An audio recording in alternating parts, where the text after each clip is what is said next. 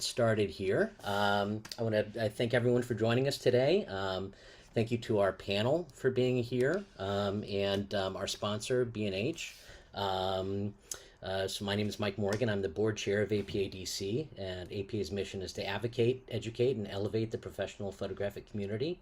I just want to say advocacy for our industry is a big part of what we do, and there's only a few trade organizations out there that are collectively fighting for the rights of photographers. So if you're not a member, I strongly encourage you to join and support the industry that supports you. And you can reach out to us at membership@apadc.com and use a discount code DC1 for 20 to get $20 off a new membership.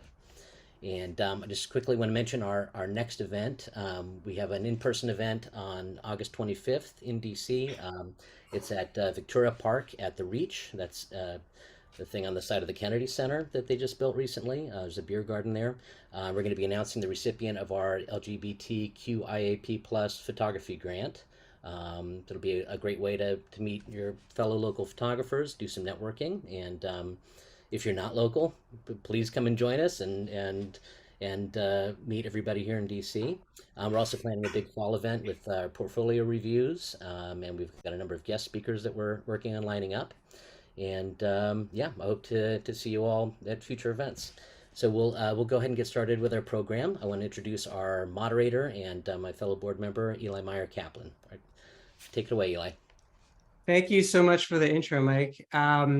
Welcome to the APA DC Archiving and Backup event. We're going to talk about what to do with your vast library of images today. And I wanted to start off by saying, first of all, thanks to B&H for sponsoring this event. And they will be providing us with 2 drives, SanDisk Professional 1 terabyte G drive SSD drives that will be raffled off at the end of the event. So to start off, I'd like to introduce our 4 panelists today, who I'm really, really excited were able to join us because they have so much knowledge to share. So first up, we have Peter. Well, let's see. Okay. Well, first we're going to be hearing from Peter Krogh, and he's a photographer and author and software designer from the DMV area. And he has worked as a professional photographer for nearly 40 years and is the author of 6 books on digital asset management. For the last several years, he has served as a co-founder and the chief product officer of Mediagraph, a next generation DAM system. And then we're going to hear from Joseph Tran, who previously worked as an IT systems engineer before transitioning to photography. He has a passion for architecture, advertising, and fashion. His recent clients have included Canon, Marriott Hotels, and the clothing brand South Moon Under. And then we're going to hear from Jon Golden, who has been working as a professional photographer for 25 years. And his assignments have taken him to over 40 countries and required him to sail more than 2,000 miles at sea. He's produced stunning images all over the world. And they've been published in many major US magazines, including Newsweek, Sports Illustrated, and Virginia Quarterly Review. Jon is a founding member of the Look 3 Festival of the Photograph, which was an awesome festival. And much of Jon's career has focused on promoting the work of nonprofits, which includes the Building Goodness Foundation in Haiti, Guatemala, and Louisiana, Firefly Kids in Russia, Impossible to Possible, the Nature Conservancy, and the Amazon Aid Foundation. And then we're going to hear from Daniel Milnor, who is currently a creative evangelist for Blurb, Incorporated, the world's premier print-on-demand publisher. And Daniel, if you have a chance to also share a special code for our audience, that'd be awesome as well.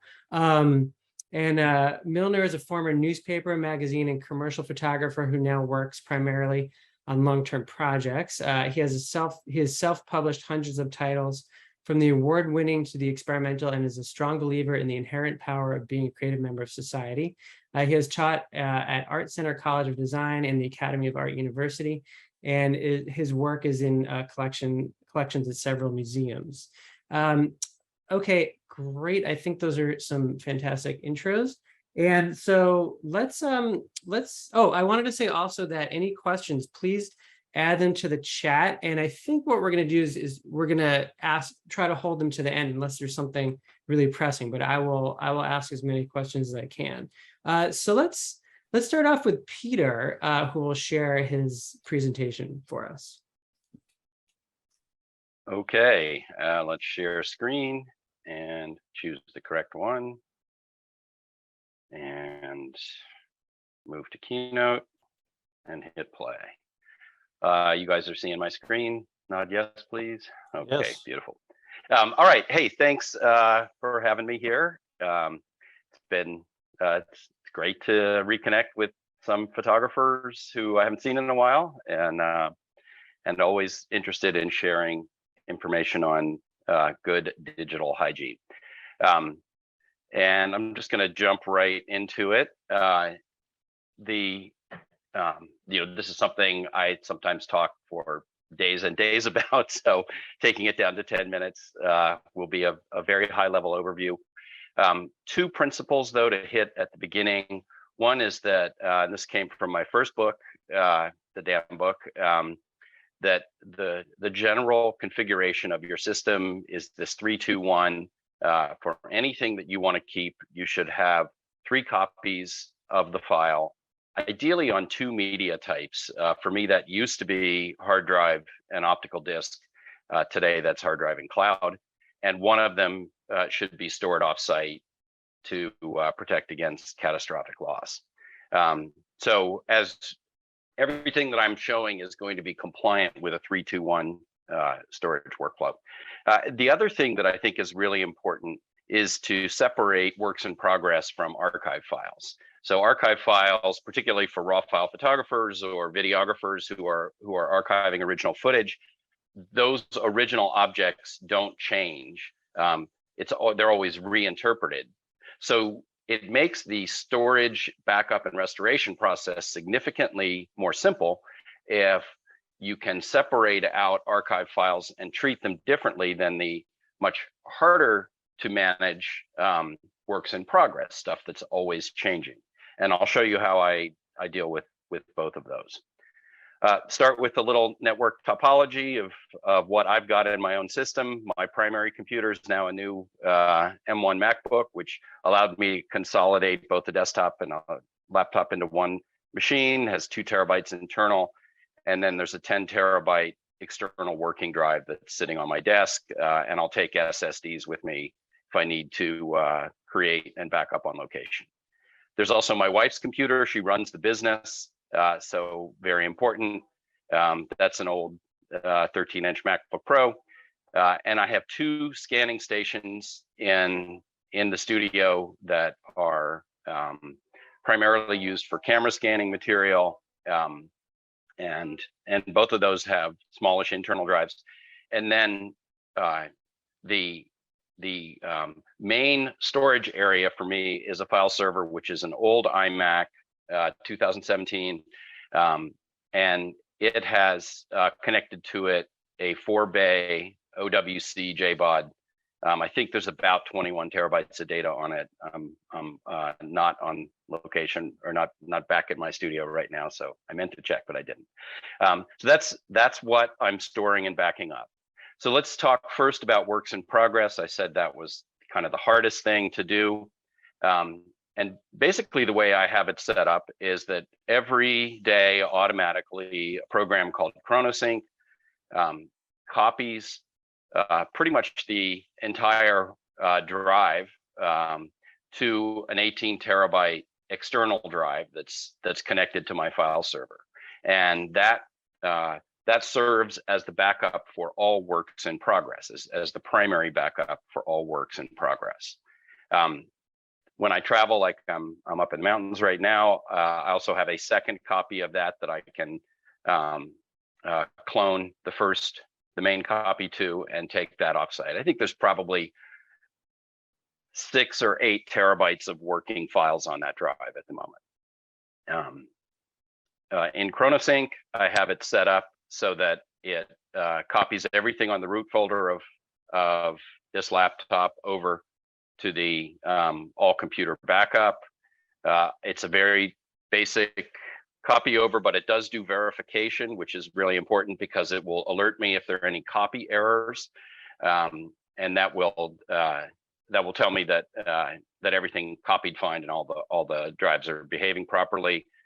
You can schedule ChronoSync to run every day, and it'll make its backup. You don't have to actively do anything for it. And then on that 18 terabyte drive, there are 5 folders that those files are backed up to. Allison, Biggie Smalls, which is my main machine, Childish Gambino, and Lizzo are the 2 scanning stations. I'm using SanDisk Professional. They don't have the 18 terabyte anymore. They just have this 20. It's $620 for one of these. Now, one thing I'll point out is that there's no point in really getting a Thunderbolt for the use that I have, because I'm not going to need to daisy chain it. So the Thunderbolt version of the exact same drive is $280 more, and that lets you daisy chain Thunderbolt.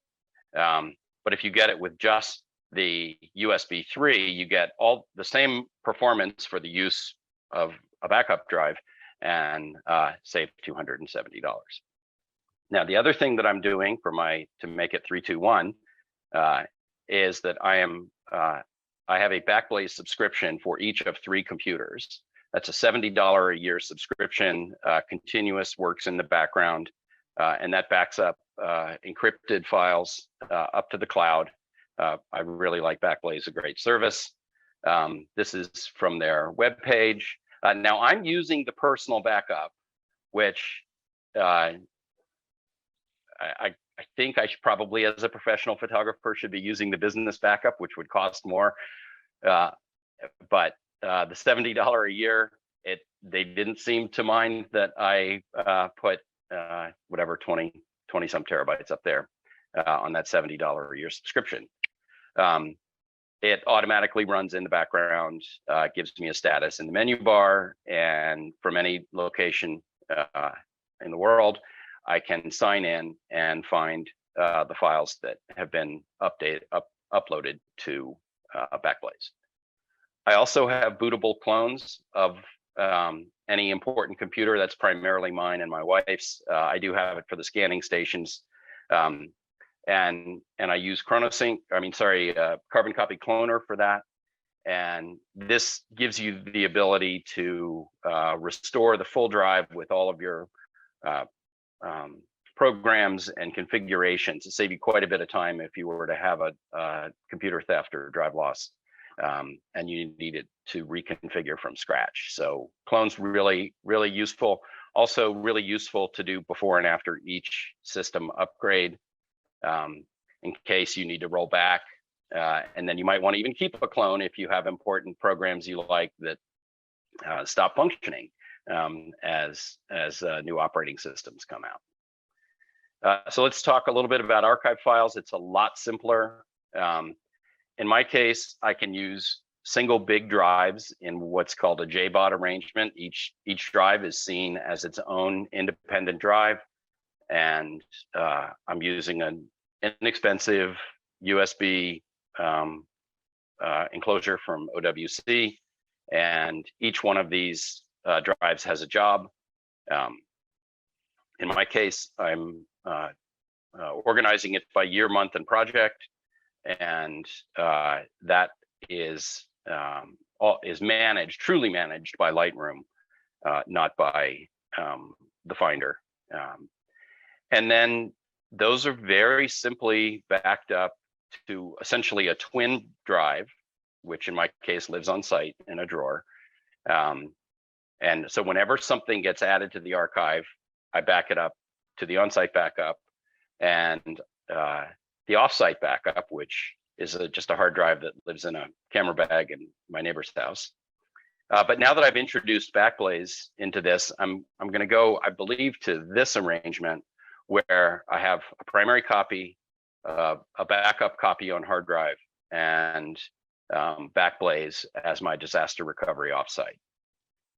This is the enclosure that I use, very modest in cost, totally reliable, as reliable as any hard drive, and they're all out to get you. But a fine little machine. If I need, when I need to, maybe I'll need to get another one then I can just daisy chain those. Big drives are really cheap these days. I pulled this off B&H, 18 terabytes, and 339. That's pretty darn affordable. So you could make that little 4-bay unit, whatever that is, almost 80 terabytes of storage, 70 terabytes of storage, for under $2,000. I use this when I transfer to the offsite drives, the backup drives, and then I store them in these CRU data port enclosures. And that's what I've got. That was fantastic. I definitely have a lot of questions, and I will try to, we'll hold them until the end. I wrote some of them down, and if anyone has any questions as well, please put them in the chat. But yeah, thank you so much. That was super comprehensive and really informative. So let's move on to Joseph. Can you share your system?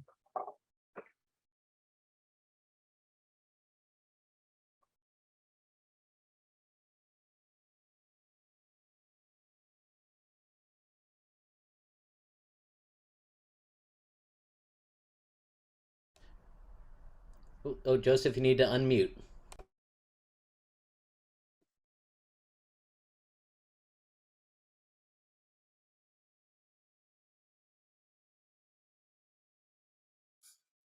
There we go. For whatever reason, I clicked on it, didn't let me unmute. So we're working out. You guys can see my screen? Fantastic. Okay, so this is my solution. First off, thank you, Eli, for the introduction. And Peter, thank you. That was great information. Appreciate that. Backblaze tip, fantastic. I'm going to look into that for sure.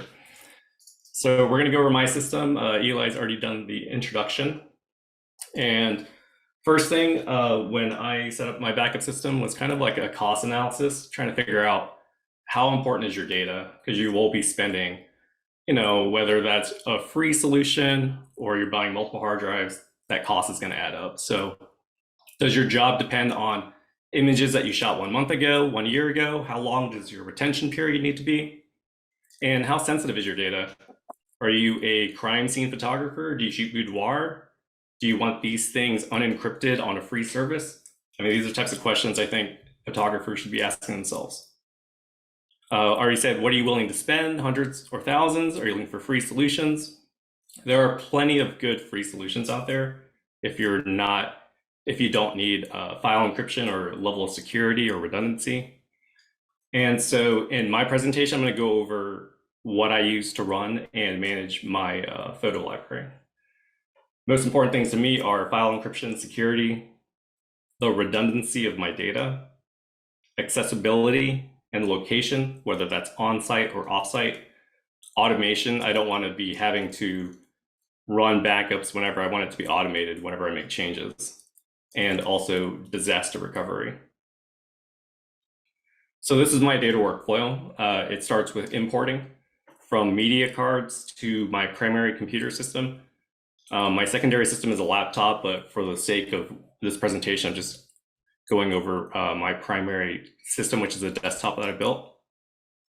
That includes how I catalog images in Lightroom and Capture One, and how I identify and prioritize my personal work and my client work.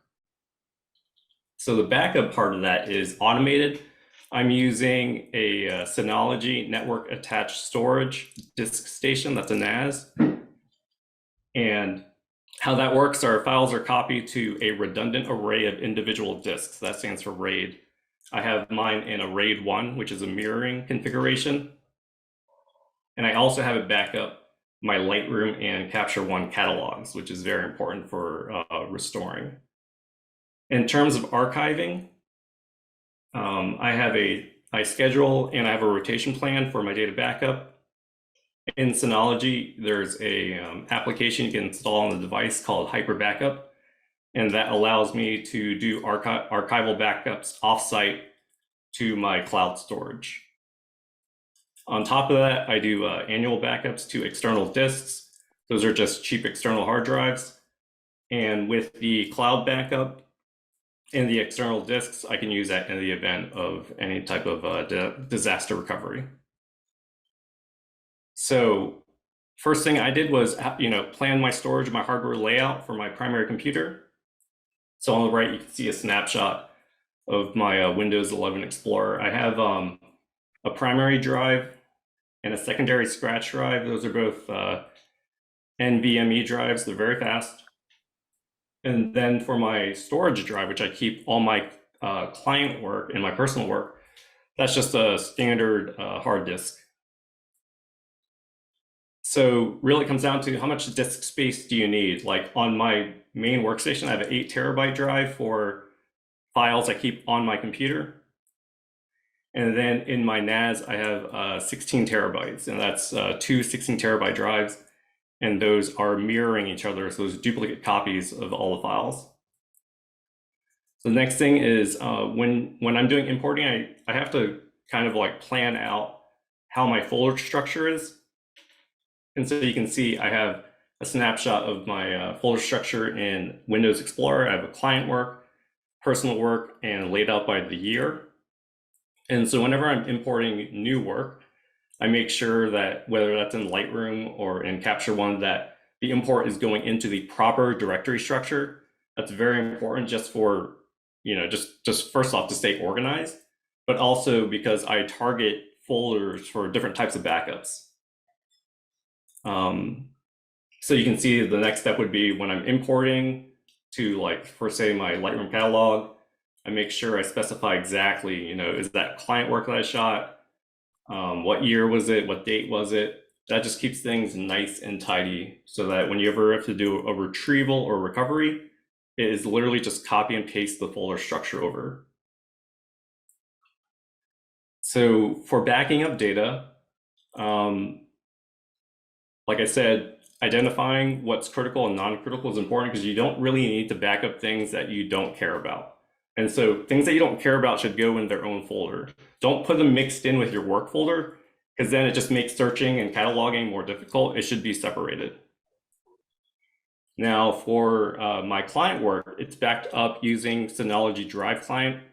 I have that both on my Windows desktop and my MacBook Pro. It's a small application that connects to the network attached storage, which is locally on my home network.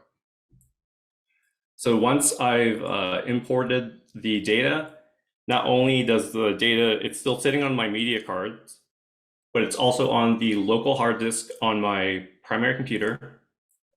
And now it's also duplicated to the 2 drives on the NAS.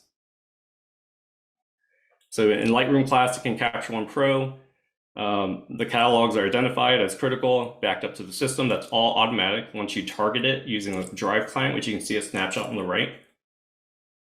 And then the backup system is real time and automated. So whenever a new set of work is uploaded to my workstation, immediately Synology starts backing up that data from my 8 terabyte drive on my workstation to the 16 terabyte mirror drives on the NAS.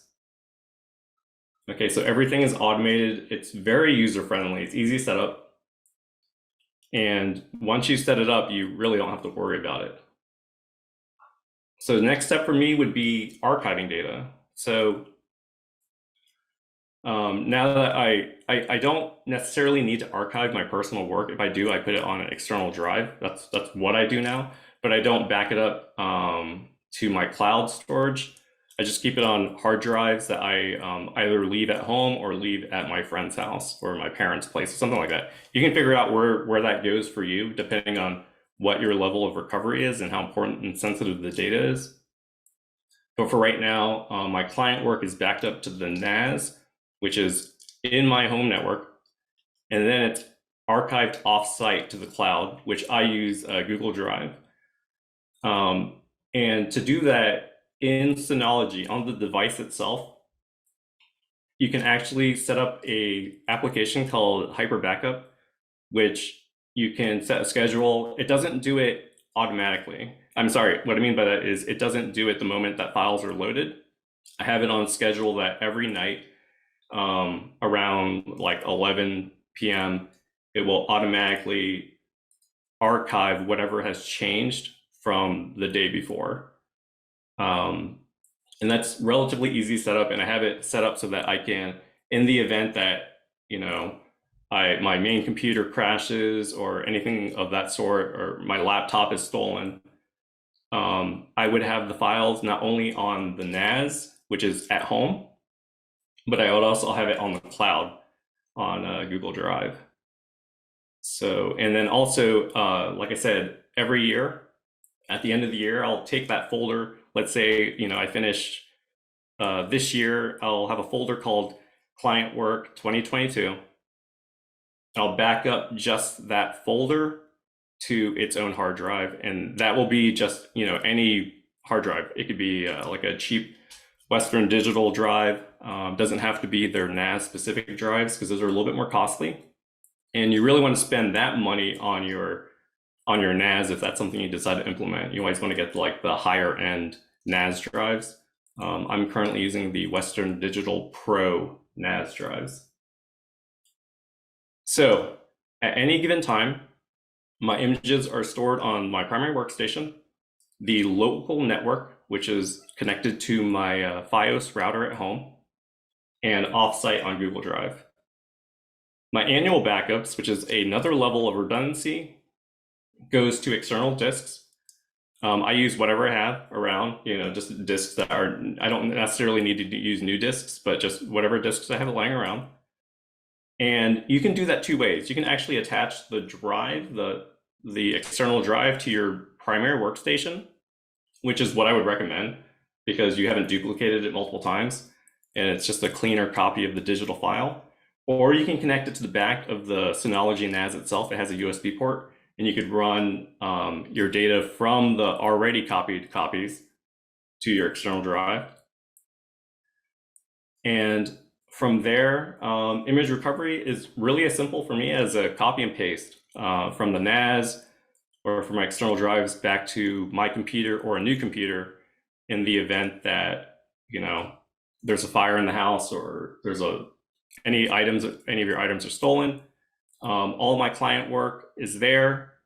I back up my Lightroom and my Capture One catalogs. Any changes to the files themselves are saved. That's one of the most annoying things about bringing files back is, did you back up your catalog? Are all your edits and your presets still there? That's super annoying. I've had to do it before. So it's like, always make sure you back that up. It makes it incredibly easy if you decide to buy a new computer or you need to replace a computer to bring back your gallery the way it was before. And that's it. Thank you. That's my presentation. That's my backup system. Awesome, Joseph. Thank you so much. That was different system and also really informative and had a lot of brought up a lot of questions for me that I'd like to ask. And yeah, super. It seems like a really thorough system, and I appreciate you sharing it. Yeah. Okay, so next we will hear from Jon Golden. All right, let me get this going here.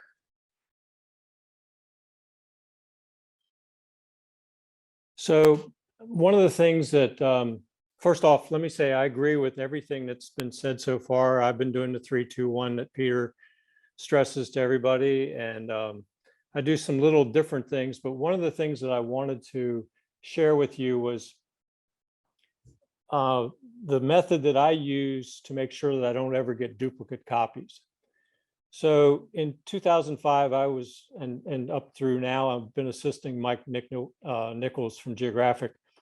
And before he was going to Sakuma in Chad, he wanted to make sure he couldn't get a duplicate file out of the 14 camera traps and 8 other cameras he had. So we spent probably a month testing different options using Photo Mechanic. And we came up with this method of file naming, which is a little bit big in terms of what you see. Hold on, I got to move something. I can't move it. But you get a big file naming system, but definitely, I think I could have put 1 million files in one folder and not gotten a duplicate. So the first important thing that you do is you set the date and the time zone for every camera that you're going to use. And you want to use the camera utility to do that so that the cameras are exactly synced.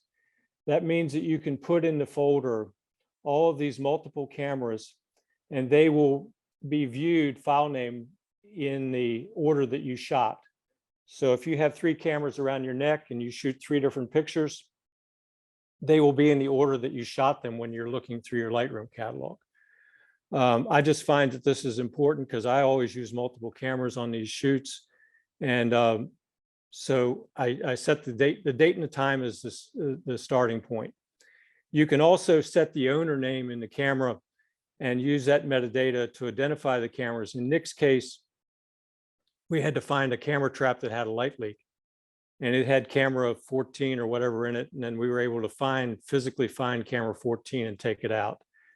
So John, do you have a visual you can show us? Because I remember seeing this in the presentation. yeah, it's coming up. You Oh, asked, okay, gotcha. So I have a Hackintosh, which is moot point for anybody here because I built it. Joseph could probably build one, but he doesn't need one. And I have a variety of RAID arrays that I store to. When I'm in the field, I use SSDs and multiple drives to make sure I have duplicate copies in the field. I just came back from Italy last night, and those are the 2 drives that I took with me, one an SSD and one a regular drive. But the bottom line is I use this program called Photo Mechanic. And once you get your card back, you insert the card and ingest it. In the top right, you can see that I'm sending 1 copy to my RAID array, another copy to another drive that's internal to my machine. But then I'm using the metadata from the camera in the bottom left to create the folder name that's going to be stuck inside the 2022 folder. And it'll have the year, month, and day as the beginning of the folder name with some sort of job description. And then as I ingest those pictures, I rename them, and I'll give you a better look at the string that I use to rename them. And it uses the year, month, and day, and the time, and then the frame number from the camera. And it creates a long file name, but it's completely unique. And John, we're not seeing your presentation. Actually, we're seeing the wrong screen here. We're seeing the. I think you need to switch the screen that you're sharing. Hit the play button. Yeah, that's what I was asking about. All right, let me go back. I hit the play button. There we go. But so can you see that screen? We do, but it's not full screen. It's like we see the thumbnails on the side. All right, how do I get rid of that? We're in the edit screen. Yeah. Maybe also where it says zoom, we should be at 100%. Okay, sorry. No worries. How's that? Well, No. that maybe 50%, maybe 50%. Okay. Yeah, maybe try view because we're seeing your whole. John, That's John, not are you bad. using 2 screens or just 1? Just 1. Oh, ouch. Sorry. Okay. How's that? Yeah, That's pretty good. That's Okay. pretty Yeah. good. Yeah. All right, so quickly going back in the top right, I have the 2 drives that when I ingest the files, they go into 2 different places automatically as I bring them into the computer. It gets a folder name with the metadata from the file itself, and it renames the photograph based upon the metadata, the date and time, and the frame number from the camera. I can import that raw file 25 times. It's going to get the same file name. So I use that technique basically to keep from getting duplicates. I've worked with a bunch of photographers, geographic guys who have, in one case, one of them has 270 duplicates of the original files because he was always afraid he was going to miss something. So this is the strings that I use. If you want to use Photo Mechanic, you could just copy these, and it creates like I said, a long string, but it's completely unique. And it's all based upon the date and time and the frame number from the camera. So Then in the metadata, one of the things that I do, and I don't know if you'll be able to see it because of the way the screen's showing, is I take that same string and I stick it in to the metadata. So if I send the file to a customer and they rename it, I still have the original file name embedded in the metadata. And then once I bring it into Lightroom, then I have, if you look on the left-hand side, I have my personal stuff, which is 2000 to 2022. And then by year, and then by folder name that was created by Photo Mechanic, and then the file names. And since those file names are unique, I can always use the string to find it if, if I'm looking for a certain file, or a client can give me the last 8 digits, and I can usually find it that way. I maintain personal files on the left hand side in a year form, and then I have clients and projects, and I'm working on iPhones. But this is an example of one of the client files, Italy, a trip, and you'll see the OM on some of the folders, and that's because I had an assistant. John, we're still just seeing that that particular slide. All right, I'm hitting change slide, but I'm sorry. I'm gonna try see if I can do it on my computer. Let's see. Let's see. He's got to unshare. All right. Okay, can you unshare? Yep. Stop share. There you go. Sorry. All right, so let's see. No worries. Let's see. So we have this. Now we're gonna play. Okay. Is that better? Yeah, but I've Okay. yeah, that's the strings I use in Photo Mechanic. You can go to the next Perfect. one.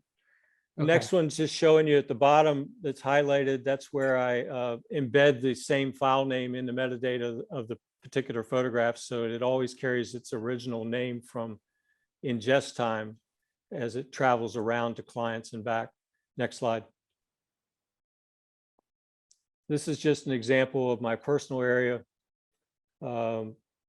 by year and some of the namings that I get, and how easy you can find something by either searching for the descriptor of the job or the date and time. Next slide. This is a client folder for an example, and I just stuck this in as an example. So this 2017 Italy, I had a job where I was shooting both video and stills. And so the OM is my assistant that was shooting video clips. Next slide. This is, I do a lot of expedition work where I wind up in either super hot or super cold. And so this represents 7 years of expeditions. And so when the client, who calls me all the time wanting new pictures, asks me for something from the cold or the heat, I can go to places and look for new things. Again, this is multiple years. I have some clients like my wine client that I just returned from Italy, that I have 15 years of images for them. Next slide. And next slide, because I actually deleted that one. And then again, this is in Lightroom showing, it's hard to see probably, but all the dates. That's a 30-day expedition in the Gobi Desert, and it's listed by date, and I pretty much can find anything that I need within a couple minutes of just stepping through the dates, because I know which day I shot something. Next slide.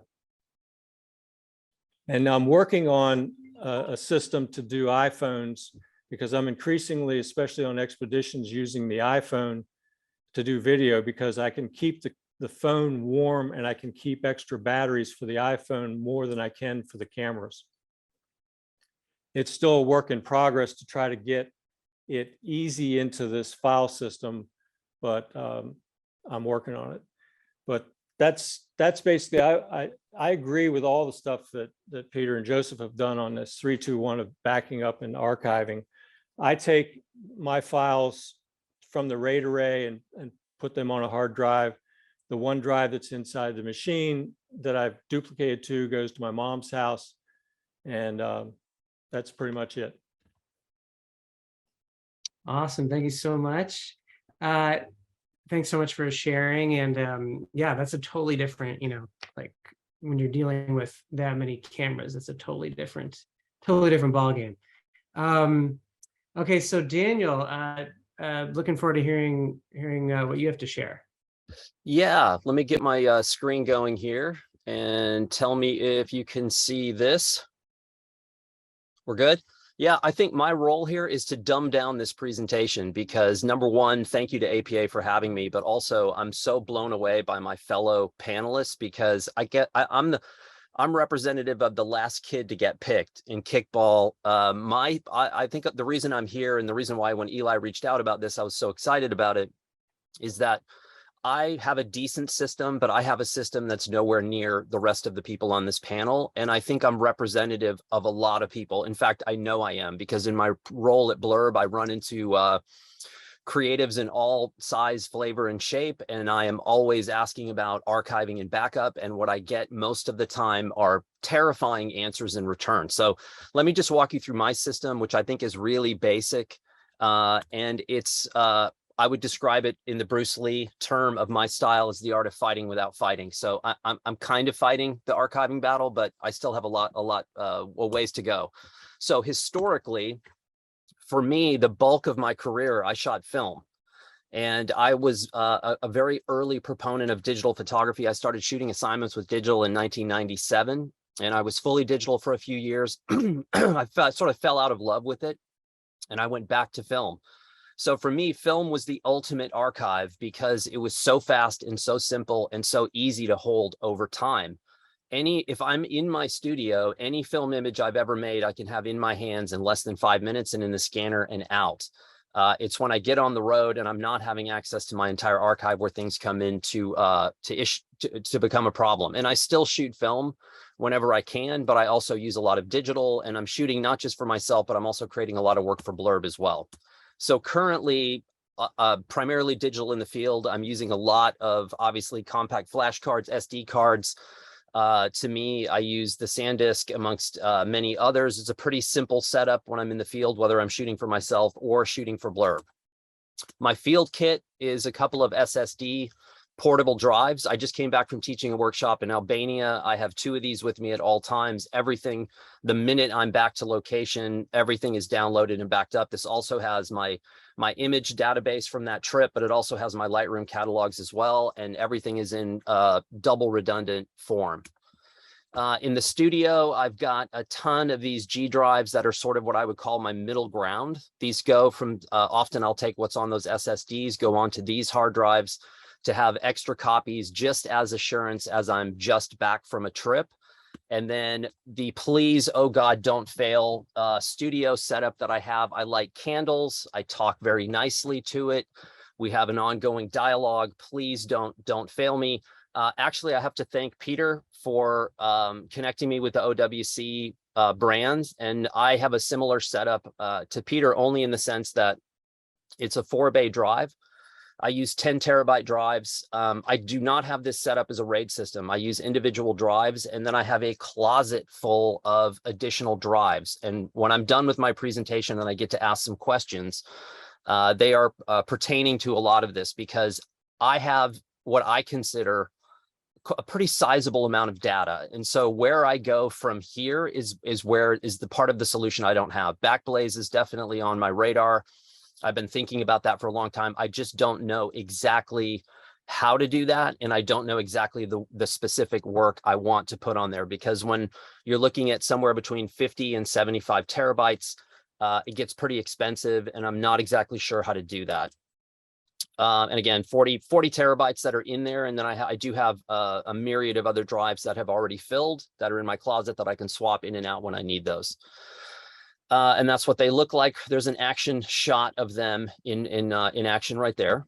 And the future for me, again, is cloud. That's the part of the equation I haven't completely solved yet, because I can't seem to find a solution that makes perfect sense for what I'm doing, because I'm doing my own work and I'm doing a lot of work for Blurb, and also motion, which no one has mentioned yet, but I have questions about that and how that's complicated the thing. Or I'm just going to go back to zip drives. So we all know zip drives, and I think maybe this is probably the best solution.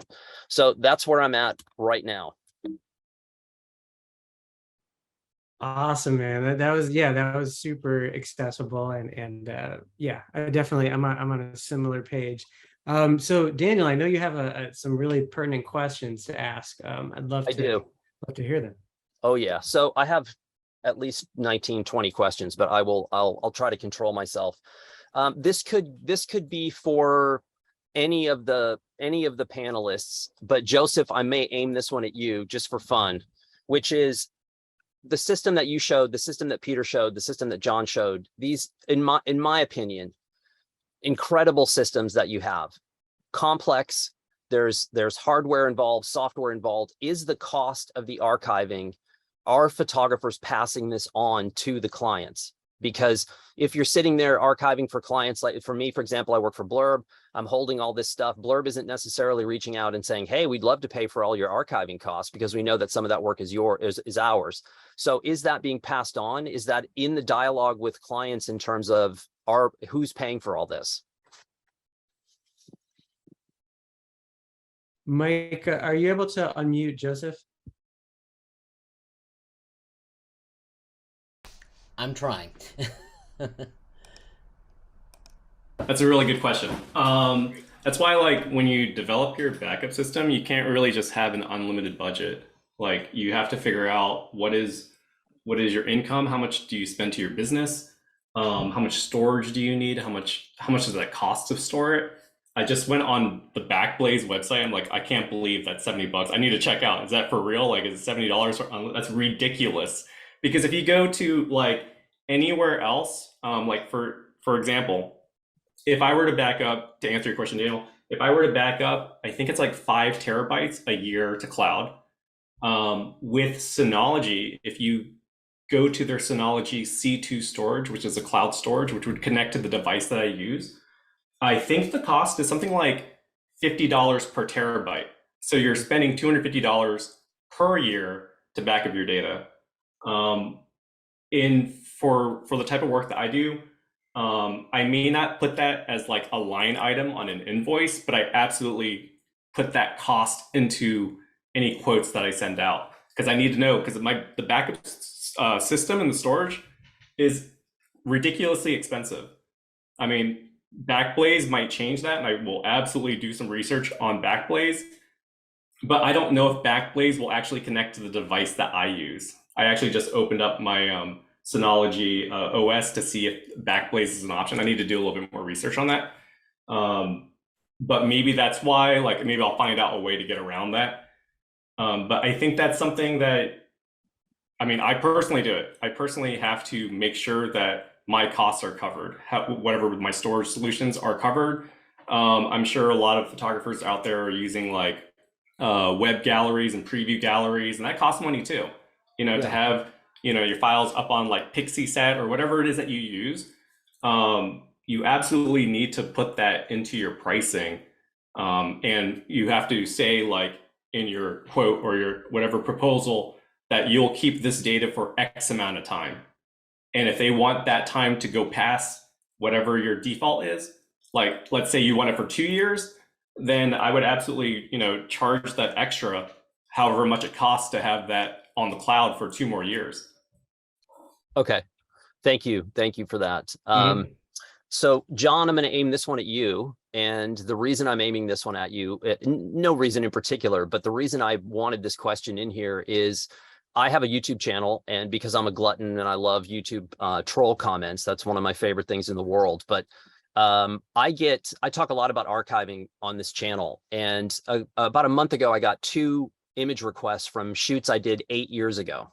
And both of the clients reached out and said, we know this work doesn't exist, but by the obscure chance you still have these images, can we get these images? And I said, of course I have these images, and I delivered those, and was made 2 sales on images from 8 years ago. And on the pushback I got on YouTube was, a lot of photographers operating today don't understand that images have relevance over time and they have value over time. But my question really, and again, it can be anyone on the panel, but John, is, you mentioned that some of your expedition work was 5, 6, 7 years old. How long are folks like yourself planning on archiving this work? Is this indefinite work that you will be taking, for example, your expedition work? Are you going to archive that 20, 30, 40 years from now? Or is there an infinite out for some of this work? I plan on keeping it for as long as the technology will still address it. I also work for William Albert Allard as his archivist. And my big problem right now is trying to get rid of all the duplicates in his information. But I'm using what I learned from preparing his work for after he's passed away so that people can still access his files long after he's gone. I don't think anybody's going to care about my work, but it will still be in a state that somebody could get at it if they wanted to. Okay. And I think most all of you have mentioned that there's client work and there's personal work. Is there, and it felt to me, which makes sense, that the personal work felt a little bit more relaxed when it came to the archive than the actual professional work. And are all of you planning on archiving all of that stuff over time, personal work and professional work? Well, in my case, everything is joined together when it goes to being backed up and archived. I don't treat the data of my personal stuff any different than I treat the client work. Okay. And how has, Peter, this is for you, how has motion footage complicated? I know for myself personally, I started shooting motion 2 years ago, and I'm just astounded by the amount of data that I now have to wrangle. And I am one of the sort of old school, I have a traditional photographic education, which was you never throw anything, I don't throw stray footage away. I don't throw stray stills away because I'm a bookmaker. I end up using a lot of those images in my books over time, and some of that footage comes in handy. So the amounts of data are pretty staggering. How has that impacted you, if at all? Yeah, a couple of things. First of all, I want to comment on what you said about charging clients, and I've always thought that's dangerous because it implies that you will have the material and potentially as a liability. And so I'm archiving everything anyway. I do charge an unarchiving fee, and I'll say, oh yeah, that's in my deep archive, and for a fee, I can find that material for you. So in terms of video, the thing that we have with still photographs is that it's super easy to scan through a ton of files and see what's there and what's good. And video clips, not the same thing at all. You kind of have to play it. So for video, it comes down to something, it really has to be workflow oriented. If you're not making valuable clips, identifying them and spinning them off into a clip library as you go, then you're not going to find them. And that just has to be part of the work. There's so much of video is reshooting stuff that's sitting right on somebody's, hard drive sitting on a shelf somewhere, but they can't find it. So if they don't do it at the time of working on the project, then they're never going to go back and find it. Nobody wants to open up, a 3-year-old video project with, 10 hours of footage and try and find that like excellent 5 seconds of the whatever car going by. So it's really a work. It has to be workflow, but then you also have to have an application that can deal with it. I mean, it's one of the things we've been working on in Mediagraph is making it easy to create and manage and browse through your clip libraries. But it's an application layer problem and a workflow and behavior problem more than than just a tech solution that's going to do it for you. Okay, thank you for that. Joseph, I got another question for you, which is your system was very impressive and multi-leveled, and I'm still kind of stunned by the whole thing. Looking at the future, what's the sort of dream scenario? And this applies to the rest of the panelists as well. Is the dream scenario in the future from capture straight to cloud when that's applicable, where maybe from the camera itself, you're going straight to cloud, you can eliminate the the NAS and the drives. I do know a couple of photographers already who don't use hard drives. They use 3 different online storage. They'll use Backblaze, they'll use PhotoShelter Pro for their immediate backup and image delivery. They use Backblaze as a backup, and then they use Amazon Glacier as sort of their end of days storage, and they no longer use hard drives. So for you, what is your sort of dream scenario? That's a really good question. Going back to what Peter just said, I think workflow is very important. What you choose to ingest and put into your system is very important. So I even pre-cull images before I put them into my library for archiving. Because I know that once I select an image and I'm like, hey, this image needs to go to this place, it costs money to put it on that storage. And so I'm making sure that whatever, you can shoot a job 2,000 images, but you only need 20. Maybe I'll save 100, right? And I'll go through and I'll call them in it, because I know that every time, like this answers your question. My dream would be the cloud storage is extremely cheap, and we won't have to worry about the price of disk drives. Disk drives are incredibly expensive and they're volatile. I've had drives fail after 1 year, after 3 years, and it can be, if you don't have a disaster recovery system set up, it is a nightmare to recover your data. For a specific example of the scenario that you're doing, on my MacBook Pro, when I'm at my studio and I'm photographing at my studio, I'll have the Google Drive desktop app on my MacBook Pro. So as I'm shooting into Capture One, the files aren't being saved to the computer. It's going to Capture One, and then I'll target that folder in Capture One with the Google Drive client to sync to my Google Drive cloud, so that I'm making a streaming backup as I'm doing photography. If I'm on location and we don't have internet, I'll use my mobile hotspot. It depends on what I'm doing, but usually if I'm doing something like that and I know I'm not going to be shooting an insane amount of images, then I will do that just for my own peace of mind.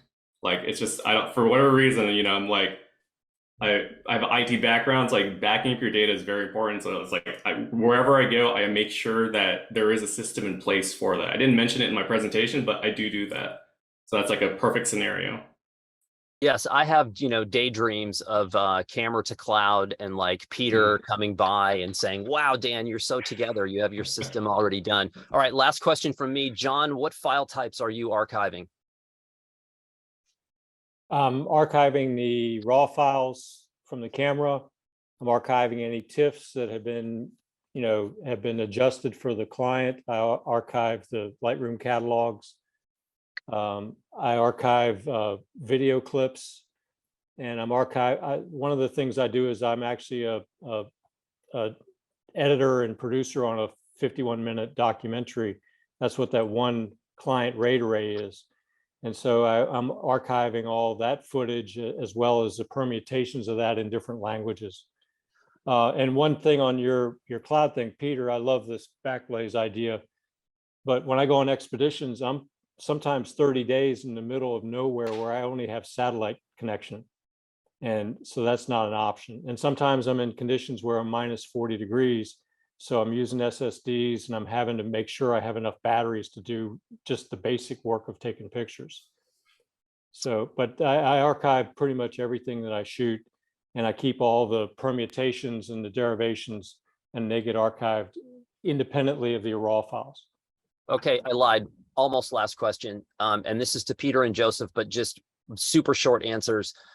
Peter, you said you archive DNGs. Do you also archive the raw file from the camera? I do not, just the DNG with raw data. Okay, and Joseph? I archive raw files. Okay. All right, I don't want to hog the questions. I've got 20,000 more, so I'll turn it back over to Eli, and thank you for those answers. Awesome. Great questions, Daniel. Thank you so much. So I'm going to share some questions from the audience. So one is, I think John would probably answer this the best based on your presentation, but is there a file system, a file naming system, and like categorizing system that you could recommend so that everything is neatly organized? Well, that's with using Photomechanic and the file naming and folder naming system that I use. I get unique names for the file names. I get unique folder names that go back to the date that I shot it. And then within photomechanic, there's a very rich area for doing metadata. So when I'm ingesting, there's a lot of important metadata that goes into the files that's also searchable by Lightroom. So I can look for Ellesmere Island, or I can look for Gobi Desert, and I'll find all the files that go with that. Or I could look for something specific like wild horses. And so it's important when you're doing the ingesting that you add as much metadata that you need for later searching and rescue. Okay, and some of that information we could see in your presentation too, in terms of just how the files are, the naming convention is, and how the different folders are structured, from what I remember. So hopefully I think we can potentially share those presentations with the audience. I'll have to confirm that with Mike. But another question is from Laura Chase. I guess this would be for Peter in particular. Is there a reason that you're using Backblaze versus Dropbox? Sure, there's a bunch of reasons. So really you have to look at them as two. They kind of look like they're the same, but they are not the same. You like a film camera kind of looks like a digital camera until you see how it works. Dropbox is built as a shared file system that multiple people can tap into, and it really is, everything about the way they have designed it is about sharing files primarily. And one of the big issues there is that they're not giving sort of head librarian control to one person in the way that library type software works. Backblaze is purpose built for one thing in particular, and that is seamless, automatic, highly reliable backup of your files to the cloud. And it's not,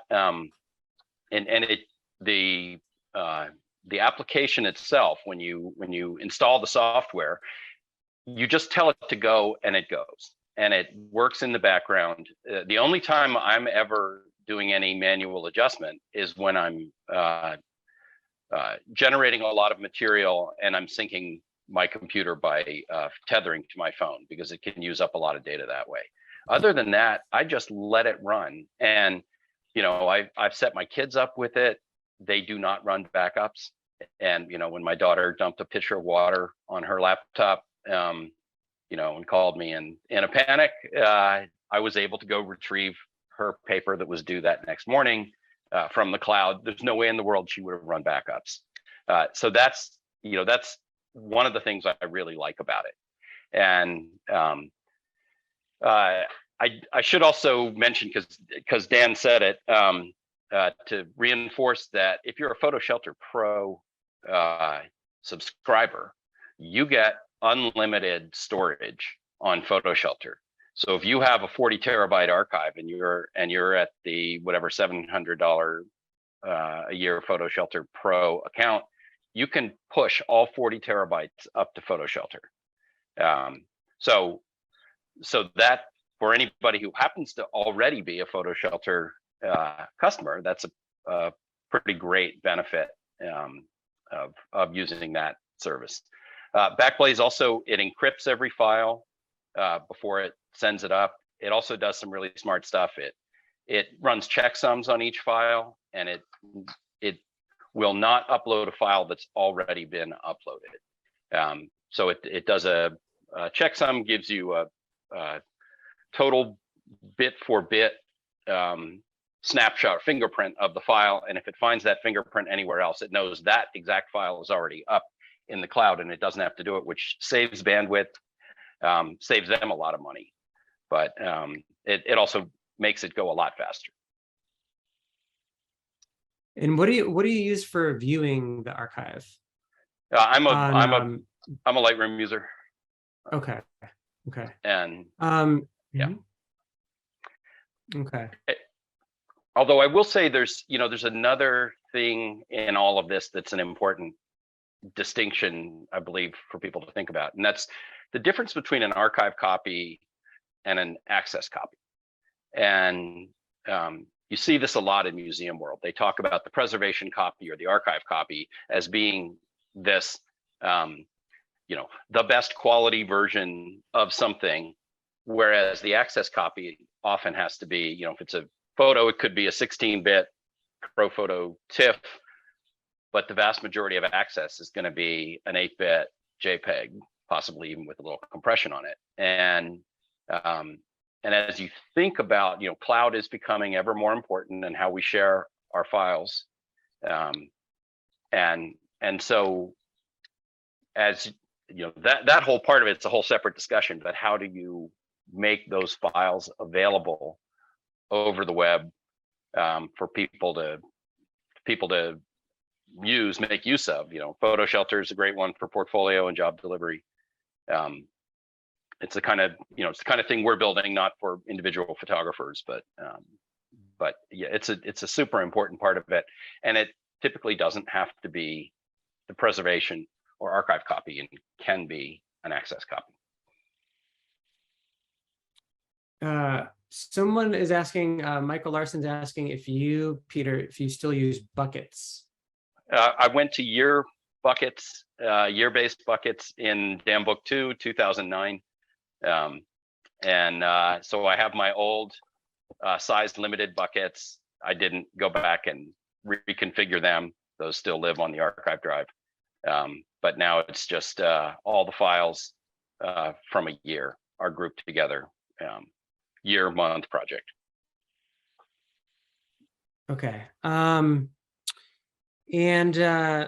think that I have similar questions to what David Bailey's asking. David is asking, are you, particularly for, I think, people using Backblaze or Joseph's system, are you only saving raw or low-res images to the cloud?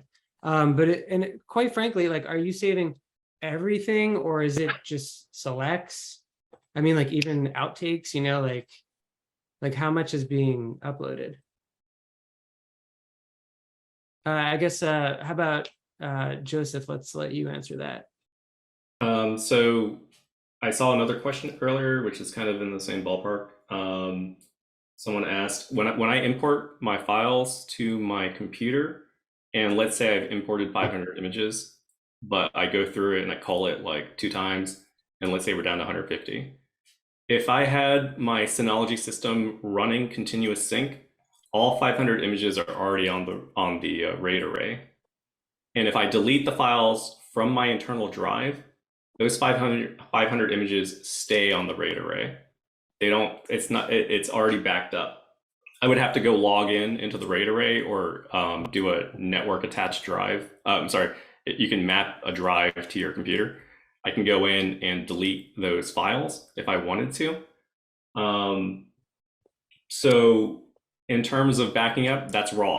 So once that file is on the RAID array and it goes to the cloud, the way that I have it set up on Synology is that bulk package of files that I updated for the day are going to be compressed first and encrypted. Like I said in my presentation, file security is super important. Just think of like a couple of years ago, like iPhone cloud got hacked or something, like all these photos released, like personal files and whatever. This is a good way just to make sure that your data is encrypted and safe. So it is going up. If I unpacked the archive, it would be a raw file, but it gets packed and compressed and encrypted before once it's on the cloud. If that answers the question. Yeah, that's really interesting. Okay. And that's all part of the program? Mm-hmm. Yeah, lots of programs will do that. Lots of backup systems and cloud systems will allow you to encrypt your data and compress your data when you do the upload. So I have a couple of comments. And one is that Joseph's got an IT pro background, so I feel like he's well aware of what he's doing and has approached the problem after having a mature understanding of data archiving and backup. For many photographers, however, they don't it's hard to understand all of this stuff, and it's hard to configure many different applications. A lot of people, are not comfortable running a Linux operating system, which is what you have in those NAS devices. And my strongest advice is to make sure that you simplify as much as you can. And I'm a strong believer in treating all data the same. All of the image data, for instance, the same.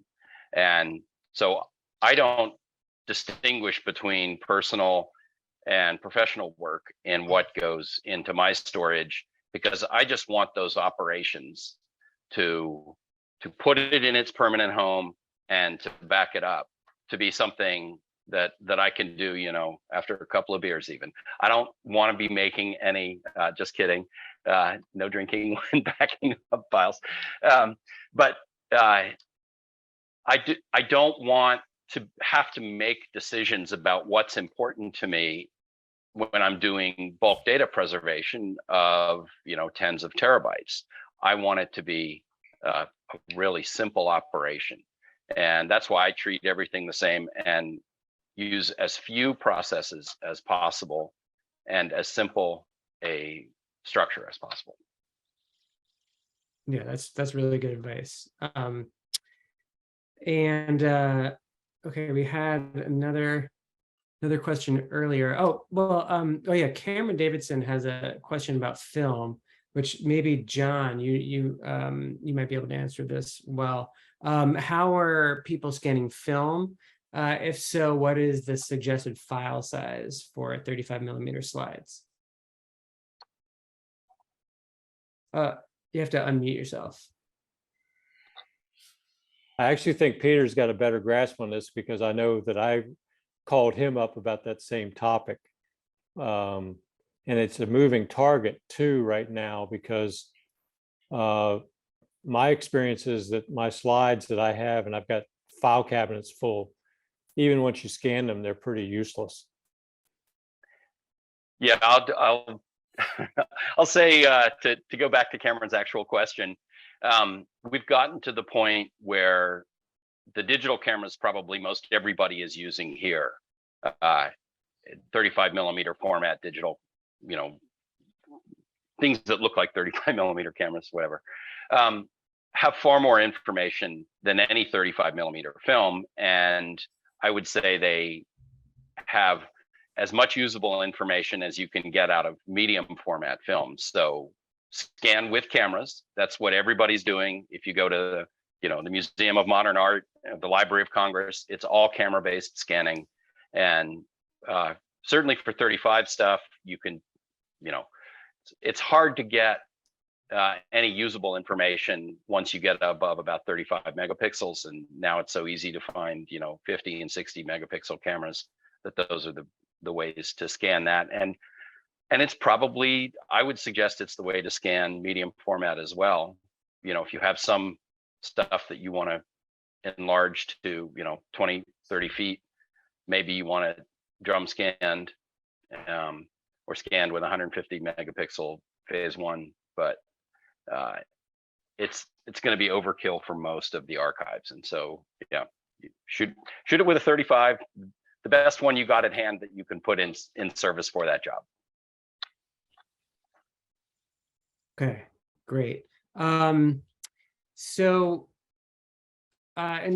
Peter, also, so one of my big questions and something that another audience member asked me about as well is the stuff that's archived that you need to access. And I know Daniel covered this topic as well. But so it's what you're using is, it looks like it's bare drives, right? And you have a system that you could put it into. It's all cataloged in Lightroom. Yeah, it's okay. Always online on my network, and it's all cataloged in Lightroom, so I can find it faster than Dan can find his film. Oh, okay. So if you need to go back and get images from 8 years ago, you're going online, Peter. Well, I'm assuming I'm doing it from my studio primarily. And then if I need to find it and I'm not in the studio and there's nobody there to go find it for me. I am starting to put like all my scan stuff, because it's primarily family stuff, I've put up online. That's only about 60,000 pictures so far. But yeah, I'm putting up an access copy of that to put it online. And you can use Photo Shelter for that. You can use the Lightroom plugin for Photo Shelter to spin off an access copy using published services in Lightroom Classic. Thank you for correcting me, Dan. And so that, you can get it up online. Most people don't need everything up online.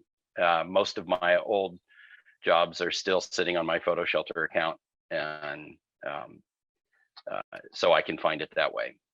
But okay. but you absolutely need a catalog. I'm just 100% believer in that. You need a catalog, and Lightroom is the best thing right now by a mile for cataloging a photo collection. Lightroom Classic. Okay. And Daniel, you have a RAID, but you're like switching the drives in the RAID, it looks like. Yeah, I have a 4-bay drive system with 4 10-terabyte drives, and then I typically if I do a shoot somewhere, that will go on drive A's and B, and then so each shoots on at least 2 drives in that bay, and often on a 3rd drive that I brought it in on. And the part of the solution that I don't have yet that I'm trying to decipher is the Backblaze / Photo Shelter Pro, and how to handle my stuff and blurb stuff as well. And I've also got 12 years of blurb work that, oddly enough, you would think, well, if we did an event in Sydney 12 years ago, what importance would that be now? But it actually is quite important. And so I'm constantly having to go back and pull files to show, for example, if we get new team members at Blurb who've never been to Australia, haven't seen a Blurb Australia event, I can reference those images and say, this is exactly what we did. This is what it looked like. This is, the shape, size, and flavor of what this was. So I've got all of that data. And it's a little intimidating because, when my friends say to me, oh, it's impossible, you have 50 terabytes of data. And I'm like, not really. And, and plus with all the motion footage I'm doing now. So still haven't quite figured it out. And these folks have definitely helped me. Once again, Peter's probably sick of me calling and saying help. And now that I know Joseph, and John, I'm calling them too. Hey, I would have a tip also for what John was asking about the iPhone integration, is that it's possible to put the Lightroom application on your phone and have it automatically bounce everything you shoot, still or video, into your Lightroom Classic catalog. And it also, in that process, transfers the original file, the primary copy. So if it's an HEIC that your iPhone is shooting, it's transferring that into the hard drive in your studio. And so that's a tremendous change in workflow for me, is the ability to have all of my iPhone stuff fully integrated into my catalog and workflow. Automatically in the background. I've tried that. I have a problem in that some of the apps that I use aren't addressable by Lightroom because the apps store the photos inside the apps.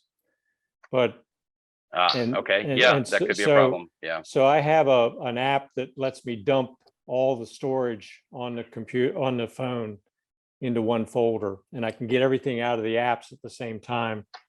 And so I'm working on a process that I'll share with Eli when I'm done, and you, if you want, maybe we can collectively push it over the edge.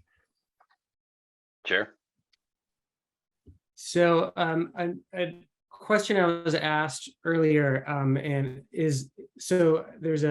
let's say there's a photographer who has all their older work on 2 very slow drives, or let's say multiple very slow drives.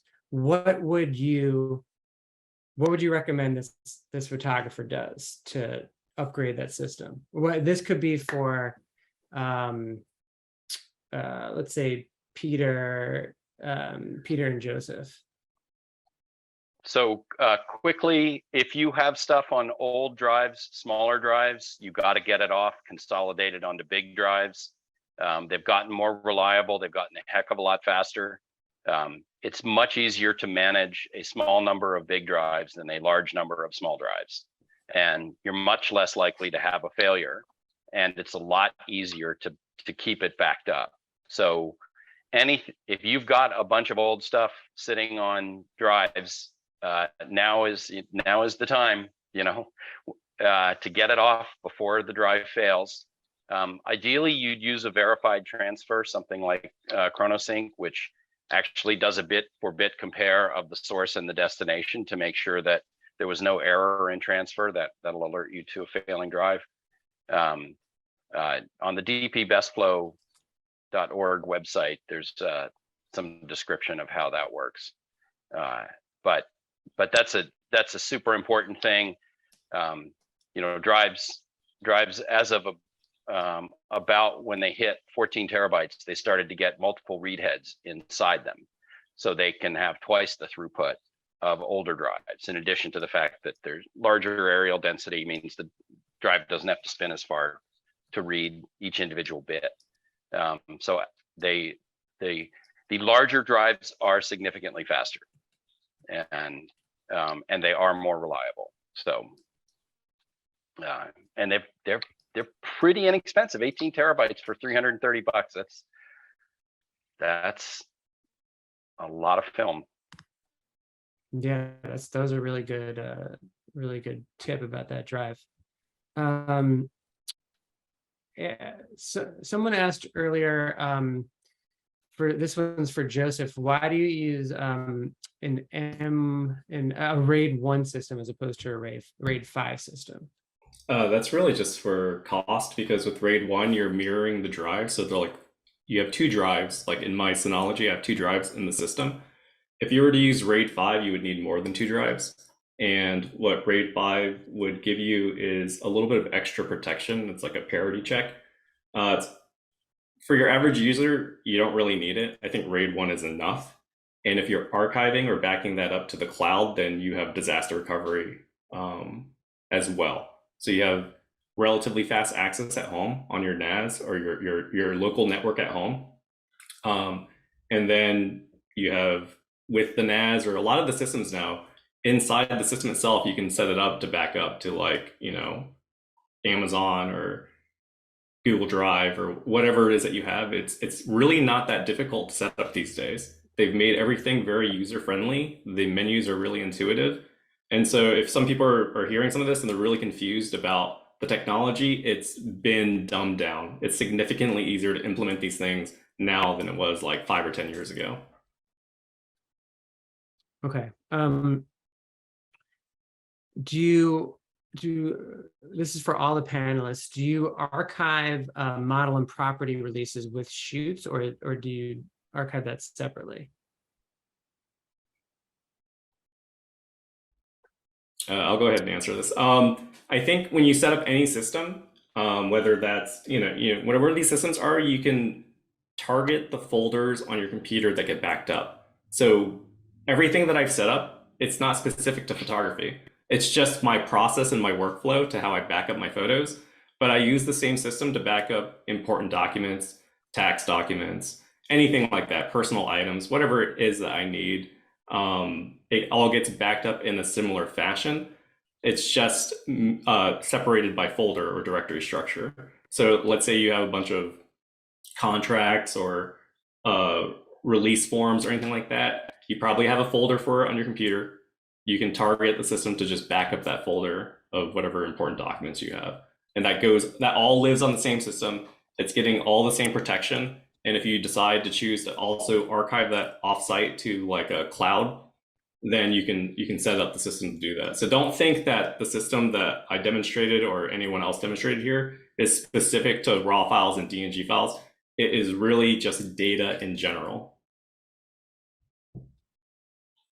Awesome. Okay. There was also a question about I have to look for it. Okay, for those who let's say a photographer is using an internal drive as the drive they ingest and work from. Once it's backed up, is it okay to delete the files from the internal drive? This could be for, how about Peter? So this is why I think there's a huge or an important distinction between works in progress and archive. And your works in progress should be backing up continuously, automatically, and then once you get those files at a point where you're ready to put them away, if you're editing with Lightroom or Capture One, you don't necessarily even need to be like fully done with them, because those are all non-destructive read-only processes. You could have them archived right away, but you have to envision that there's a permanent home that your files are headed towards, and they're ready to go there when you finished doing whatever you need to do with them. Make sure they have a permanent name, delete the ones you don't want to have. And that may be all you really need. But at each stage, you need to think, what happens if this drive, I go to switch it on in the morning and it's no longer there? How am I going to recover from that? And if the answer is, God, maybe I have the media cards, I don't know, then you need to think about getting something. I mean, Backblaze is a really good solution for this, especially that works in progress process. But then you need to think about, what is my permanent home, and have a process for actually archiving the files in a place. Joseph outlined his process that he does think about this as the archive, and this is where those things are going to go. Okay, I'm gonna do one more question. This is for everyone. Can you recommend a reliable recovery software for data if it's lost? I've used Distro. It comes from a company called Clever Files a bunch of times, and I find it really reliable. And I've actually unerased hard drives for clients that had terabytes of data on it. Awesome. Blessedly, I have not had to do that in ages, so I have no recommendation. That's good. Anyone else? For the system that we've described, there's a lot of similarities between all four of us in the way that we've set up our systems. In the way that we've set it up, it's to avoid that. It's really just to have a system in place, a procedure in place to avoid that. And I would say the other thing that's important is what Peter mentioned earlier, is I do this also, is make a clone image of your machine. It's just, if you have to recover your machine, let's say it's not a catastrophic failure, but like a drive, your C drive or whatever, your main OS drive fails, it's not hard to make a system image. It's usually built into Windows, it's built into Mac. You don't have to pay for anything, actually. It's in the system itself. So I would say, look at what's free already. Your computer probably has some sort of backup and restore already built into it. Maybe not to restore lost files, like you're saying. That's why we have, files duplicated, to another drive. But the system itself, that's most likely the thing that's going to fail, is your computer. Interesting. Okay. I'll say that it's actually not the computer that's going to fail. The drive. the PEBCAC problem. The problem exists between keyboard and chair, i.e. the user. And it's people who get hard drives that are getting full, and then they decide, I can just get rid of these. And it's only when they hit empty trash or format the card that they realize, oh no, I couldn't get rid of that.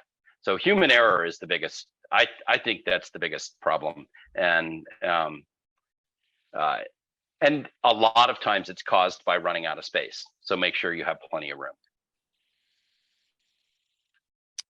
Awesome. I think we're going to cap the questions there. Mike, we have the raffle to to do, I think. We do, and thank you again to all our panelists and to Eli for being an excellent host today. I went ahead and did a randomized drawing of all the names. We've got 2 winners. We're giving away 2 hard drives here, one to each person. That's a SanDisk Professional 1 terabyte portable SSD drive. Both of them are. We've got 2 winners. One is Tom Brownold, who's joining us from Arizona. And our other winner is Michelle. It's on here as Michelle Schatz, who's coming to us from Pasadena in California. And congratulations to both of you. We'll be shipping out those drives courtesy of B&H. And congrats. And again, thank you to everybody for joining us. And this was a really awesome and informative presentation. We'll see what we can share in terms of everyone's presentations to the attendees. And again, please join us for the happy hour if you're in DC on the 25th this month. Okay, thank you so much, everyone. And real quick, Daniel is going to share a special code from Blurb. Oh, great. Yeah, so the code for Blurb is APADC, and that's APADC, and you will punch that in on checkout. That's good for 35% off. If you have a big project in the works, like an actual photo book or a lay flat portfolio or something, yes, go ahead, use the code. If you haven't used Blurb, I would suggest looking at 2 formats that are not photo book. One's called Magazine, which I have like here. I use Magazine a lot. I think it's a sleeper product. It's beautiful and very inexpensive. And also the trade books. If you don't know what a trade book is, they are incredibly strategic and a fraction of the cost of a photo book. I probably make 10 trade books for every photo book. I use them for my zine collaboration projects. And if I was going to narrow it down for you to make it even easier, I would say the 6x9 trade book is my favorite format, and the standard color paper. So you get 35% off. Again, single use. So don't try to use it over and over again, or someone will come find you. And by the way, if you have any questions about any of the operating system for Blurb, products, papers, whatever, just track me down. I'm easy to find and happy to help you narrow it down. That's awesome. Thank you, Daniel. That's awesome. Thank you. That's wonderful. Well, thank you, everybody, so much for sharing your insights and helping us back up our work and be able to access it. Yeah, and thanks for joining us, everybody. And hopefully we'll be in touch with everyone soon. Great. Okay. Thanks, everyone. Take care. Bye-bye.